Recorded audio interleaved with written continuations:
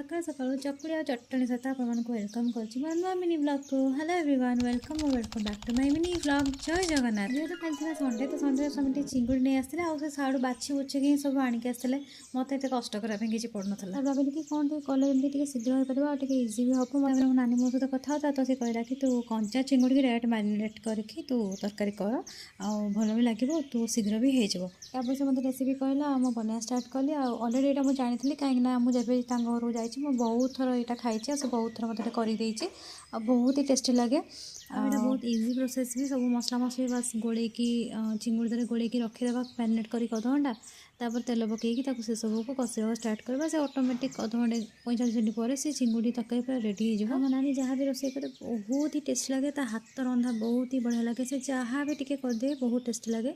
आठ मो चिंगुड़ी तरकारी बास्ना गोटे भुआ बिले आ संभाई पारानी पड़े आसिले खाइबा बहुत बड़ बिले तो मिसिक कषा खाई देलु।